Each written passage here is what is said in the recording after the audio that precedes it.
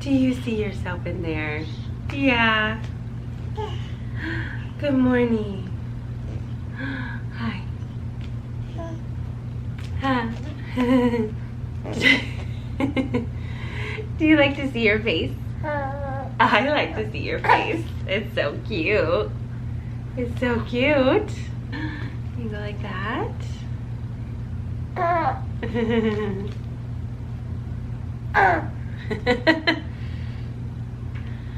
Good morning, everybody. Mariah and I are at home today because she had COVID exposure. She never tested positive, but I did. I was really sick last week, and so we're just kind of like coming out of the fog. And there are so many other things to like follow up with once you get COVID. This was my first time. I hadn't ever gotten it so far, so now, you know, we're dealing with all the aftermath. Like, she's got to stay out of daycare. She had to stay out for 5 days because she's a baby. She can't wear a mask, so just for the safety of her daycare. Jensen could go back once he tested negative. He never got it. He stayed like so far away from us. But he has to wear a mask. You know, he can do that because he's older. Me, healing and submitting sub plans for a week right at the beginning of the school year. That's like really hard to do. We hadn't even cracked the textbook yet, so it's been stressful. And then like now, I'm glad actually that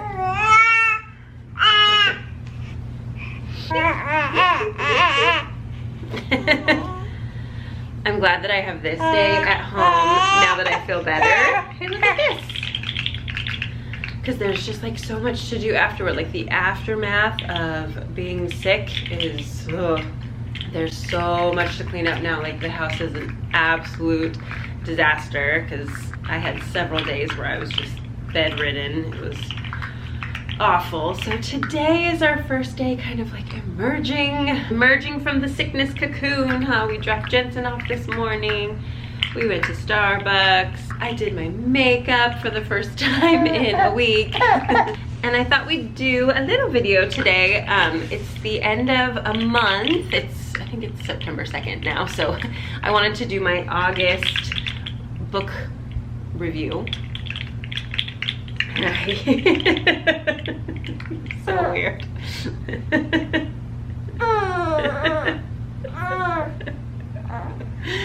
Oh my gosh, but I'm home with her by myself, so I figured I might not ever get a chance today to just like sit down in my office and do a little book review, but maybe if we can do little clips here and there today, then I can show you the stuff that I read mostly the last couple days when I've been homesick. I also had a really good mail day yesterday. I got this shirt in the mail from Olive and Frank. I love their brand and company and everything. This is not sponsored. They were just like kind enough to send me some t-shirts.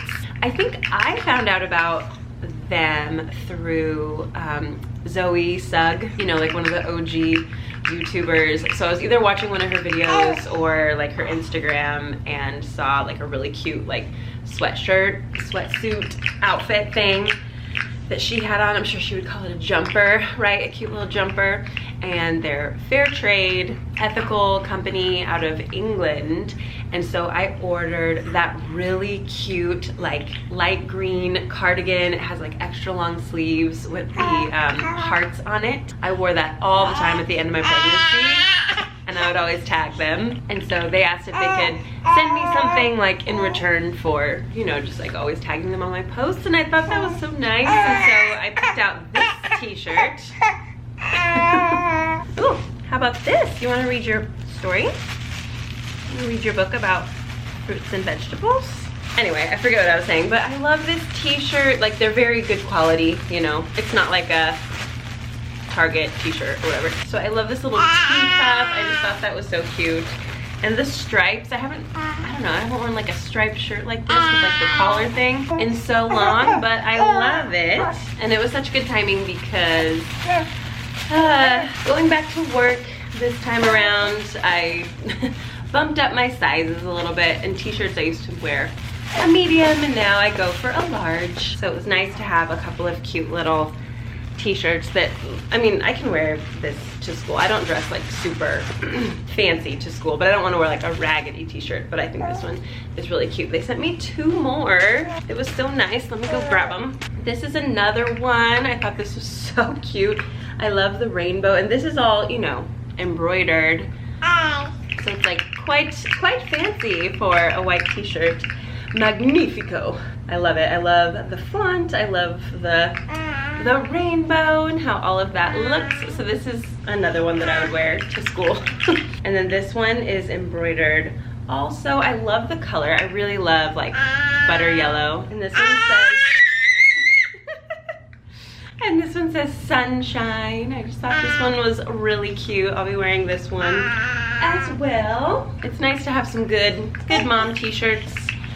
Oh yes, are you so excited as well?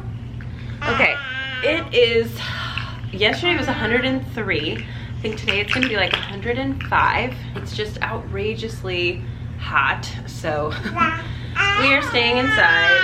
I wanted to make myself coffee today, but I was like, I can't. Everything has to be cold today. Hi. I think she is hungry. She ate like, you had like 8 ounces just a little while ago, but she gets hungry in the morning, so I'm gonna give her some more food. And then I have some new books to show you. And still we gotta get to the ones that I read this month. So we will be back in a minute after we go get some food for this little one. Ha! Say hi.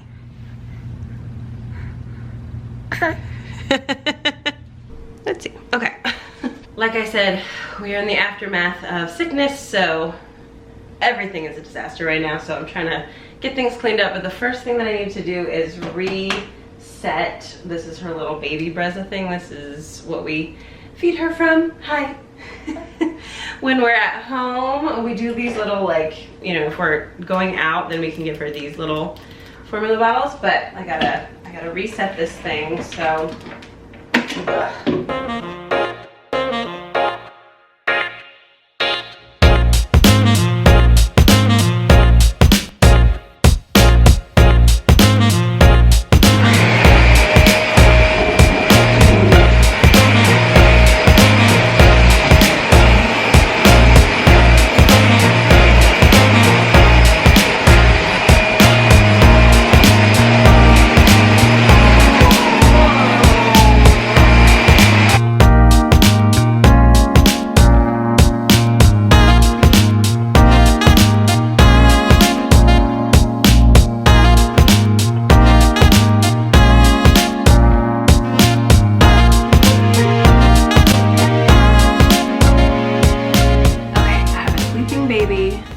Still messy house. Kind of a crooked camera setup here. You're on top of a bunch of Jensen's books. That's another thing I need to organize.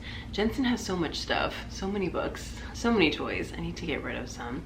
And then like Mariah came into this world and she doesn't have anywhere to put any of her stuff. Like she's got all these bottles and nipples and stuff and there's not anywhere to put them. I'm like, I need to clear out some cabinet space just for her. And then like some of the books that I was thinking like, oh, I'll get rid of them that are Jensen's. I'm like, oh no, those can be for Mariah. Like those are little kid books. But she doesn't even have a room. She doesn't have a crib yet. She just still sleeps in the bassinet in our room. And then we have a changing table that's like a dresser with her clothes in our room. But as far as like her things, there's really nowhere to put them.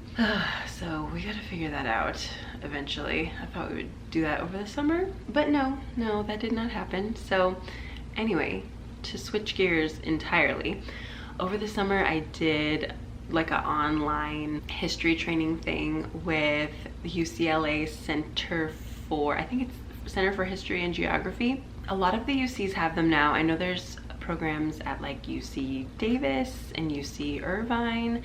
So if you're in California, like you can find these resources. They provide free resources and they provide free training. And then I'm sure if you're not in California, you can just like still sign up for their emails and stuff. So I did this training because somebody recommended it. They were like, oh, it's good for like 6th and 7th. And it was explicitly 7th, like really no lessons for 6th grade at all.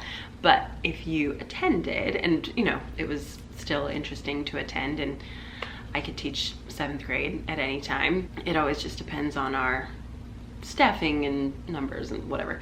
It's the thing about history. You always have to be prepared to teach anything, and like every history content area, like all the different grade levels are just so different. So anyway, it's been a couple weeks since that training, but they sent us some books so that we could follow up with our learning, which I thought was really nice. And the way that they did this training was like, there was always time in the morning to just like talk, like it was really informal. And then they brought in experts each day. It was 3 days, and like each day was a different topic. And so they brought in, you know, historians with PhDs, researchers who did a training, you know, geared towards adults. So it wasn't something that you were gonna like directly take that information and teach it in class to like 12-year-olds, but it was really good for adults. And so we got to learn from these experts, and then there'd be like a break, and then a teacher would present on one of the ways that they had, you know, adapted this information for 12-year-olds or whatever. So that was really cool to like see both sides. I think that's the best way to do it. Like give teachers a bunch of background knowledge from an expert, and then also show them how to adapt it for middle schoolers, because that's so hard to do, especially if you teach in California.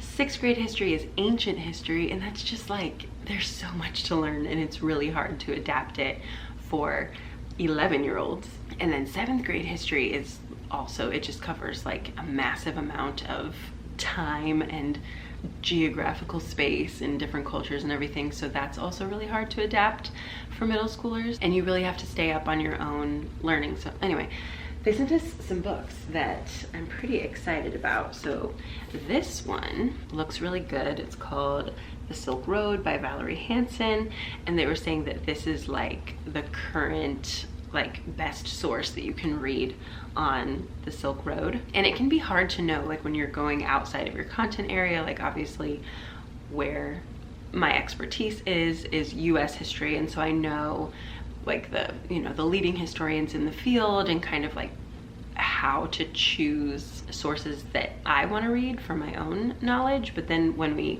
branch out from there, it gets a little bit harder. So if you just go on Amazon and search like Silk Road books, it can be a little difficult to tell which ones are the best. But they said this one is really good. Let's see, Valerie Hansen is a professor at Yale, and this is printed by Oxford University Press. So far, very good. Oh, we have a lot of little images in the middle. Ooh, beautiful maps and everything. Coins, very nice.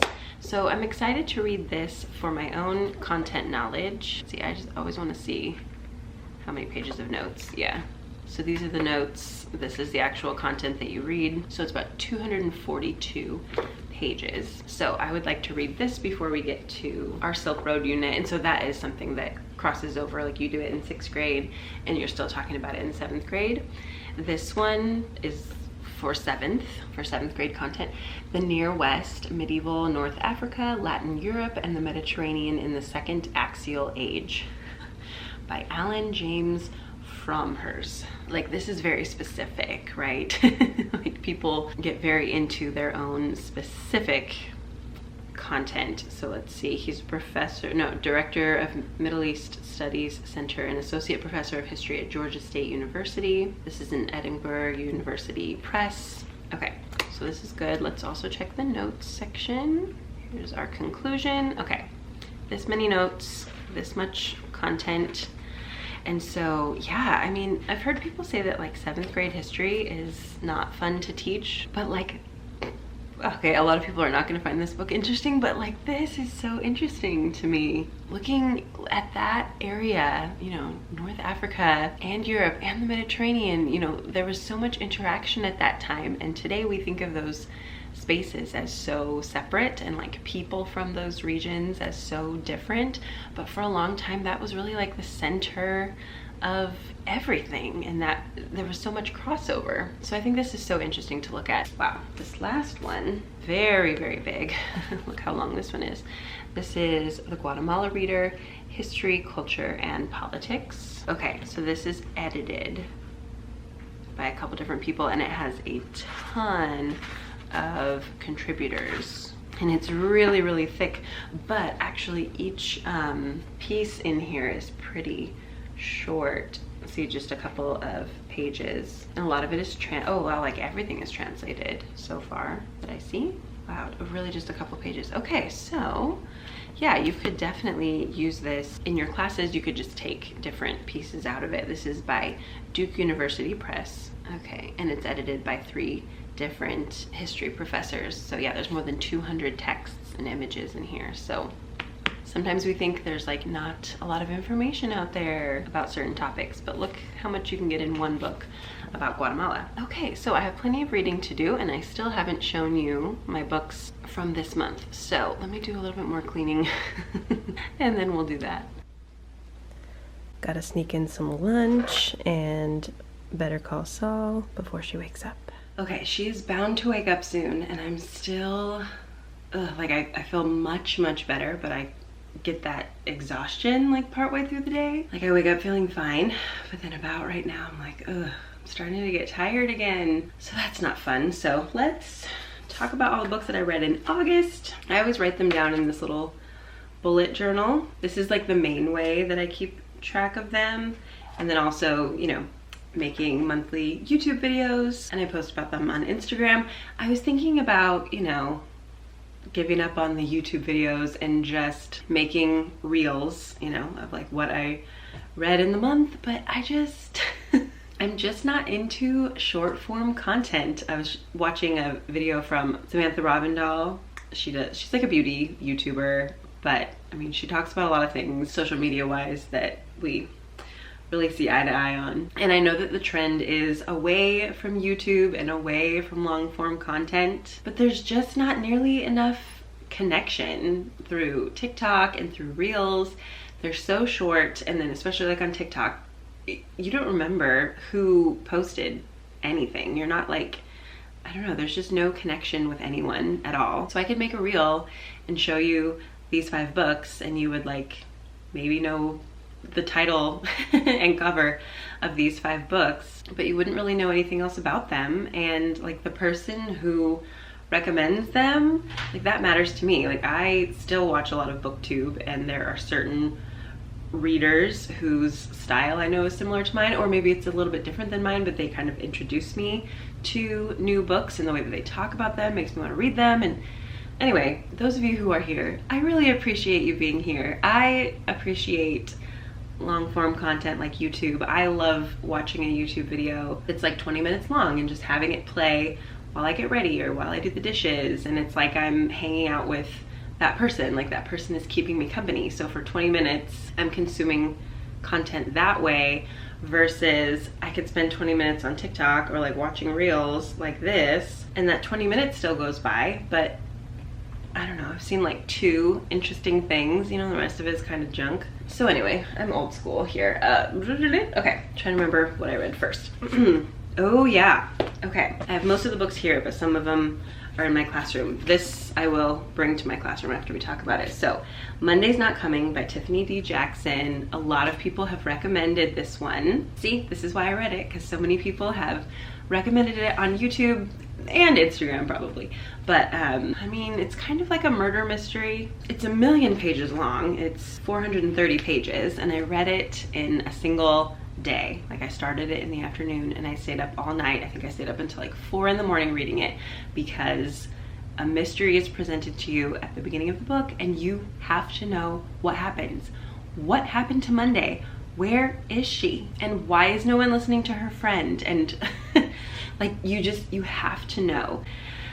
A warning with this book, once you've read it, you cannot unknow what happens. And this is a book that will stick with you for a long time. It's chilling. It's a really sad book in the end, and you know, it's just about these girls, especially Black girls, who can fly under the radar and people think they must be fine, and like none of the social services and social safety nets that are supposed to be there for them actually end up working.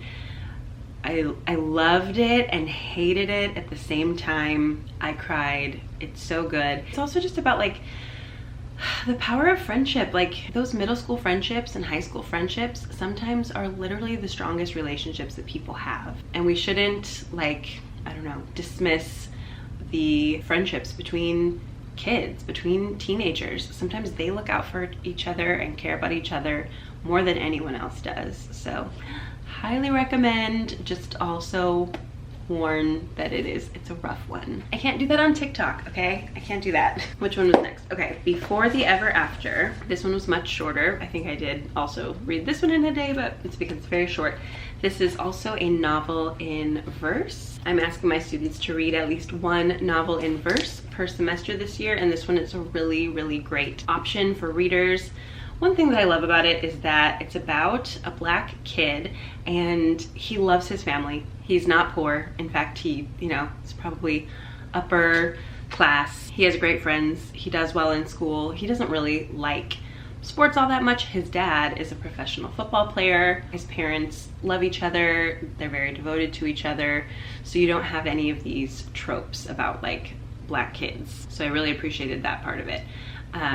The son has a really close relationship with his dad, but his dad starts to act strangely, and this is set in like the 90s, like the late 90s, I think. And so, as you can probably guess, there are consequences from his dad's injuries in the NFL, and it starts to affect his brain. And so that's what the story is about as you read through. There are a lot of ways that you could connect this to informational text and learn more about this medical condition. So there's a lot that you could do with this book in a classroom. It'll also just like spark curiosity among kids if they read this book, and especially if you have some like football fans in your class, this could be a really good one for them. And it does just make you think about the physical price that people pay to be athletes for a short window of time, right? Like you make money and have fame maybe for this short window of time, or maybe you just dedicate your body to this and try for a scholarship. Maybe you do get to do a couple years in college, maybe you get injured then. There's just a lot of risk in going into certain sports. So this, in a non-preachy way, kind of brings that up. And it's Jacqueline Woodson, so of course it's amazing. Okay, the next one that I read was called Isleta Island by Alexis Castellano. It's a graphic novel. It's already in my classroom. I was using it as an example of a graphic novel. Jensen and I read it in one night, so you're really just reading the pictures. And the girl, Isla, comes from Cuba. She goes to New York, and so the very little language that is in there, the very little text, is mostly in Spanish, and so it's her being sent ahead by her parents to escape the Castro regime. So it's a bit of historical fiction. The cool thing about this book and graphic novels in general is that they do have tone, they have symbols, there are metaphors, there's character development. All of that is present within this graphic novel. It just doesn't have very much text.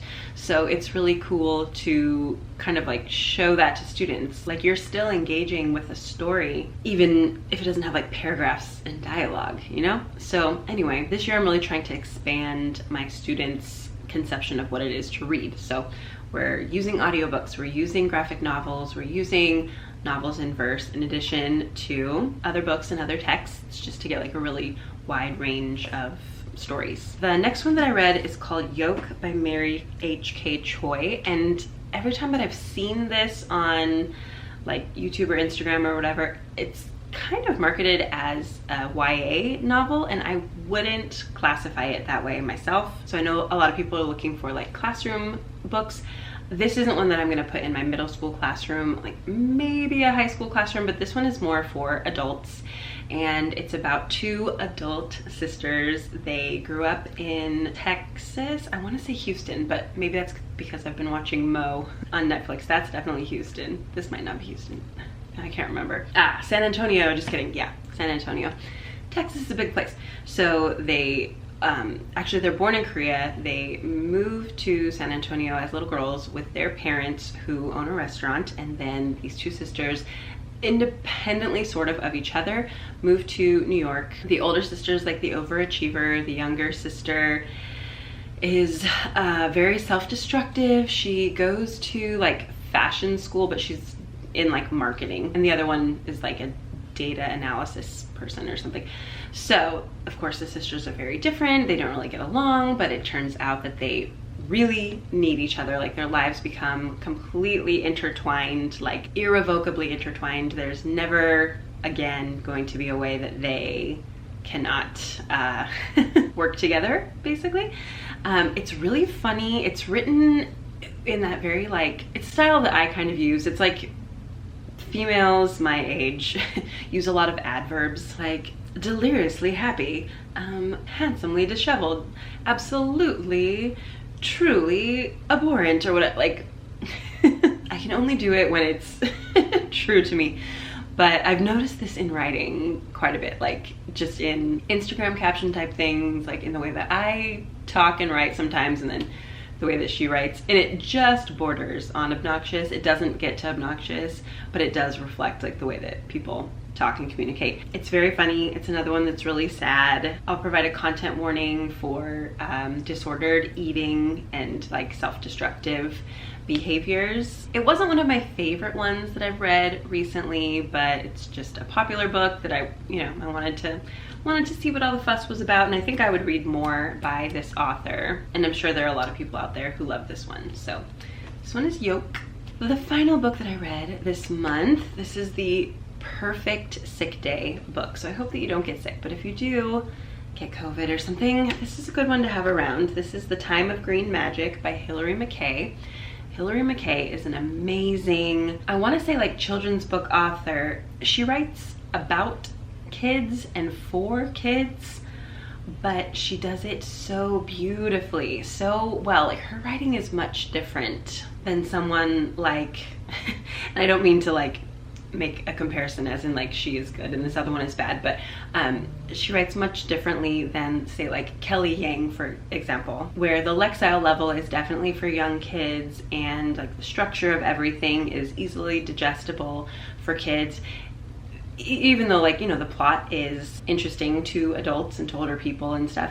This one is just different. There aren't too many books like this. I'm thinking of like The Phantom Toll Booth or something like that. It kind of has those vibes where it's just like such a beautiful book that adults will enjoy, and it's a really good one to like read aloud. You could read this aloud to a class, or I'm gonna save it for a couple years and read it aloud to Jensen. And I guess you would say that it's fantasy. It's definitely based in the real world, but there's a family, they're like a blended family. There's been some tragedy and they're coming together and they're kind of disjointed and trying to figure out what that means to like create this new family, and they have to move, and they move into this kind of like old ivy covered house, and it has vibes, you know. So there are a few mysterious things that start to happen, and the kids kind of start to independently get creeped out by the house a little bit, and eventually they kind of like all realize that they've been experiencing a different version of the same thing. So it's always fun to have like a creepy old house, and it's set in England, London, basically like the outskirts of London. We love that. We love magic. It's all like a metaphor for reading. So the first chapter is amazing. I'm gonna read the first chapter to my students. It's about the power of like being all consumed by a book or even by illustrations, and like how that can change the world around you. So it's so good. I love this one. She also wrote a book called The Skylark's War. They're advertising that one on the back here. Another one of my favorite books. I gotta look it up and see if she wrote any more, because she's so good. Okay, I still have a couple other things to do before this baby wakes up. Actually, I have a lot of things to do. I'm very behind, and I haven't even thought about how I'm gonna catch up with school stuff when I go back next week. Life is just already stressful. So thank you for being here with me on YouTube today. I hope that this gave you a little bit of just company while you were getting something else done. Thank you for still being on YouTube, I still love it, okay? I still love YouTube. I love my YouTube viewers. You guys are like the most special to me.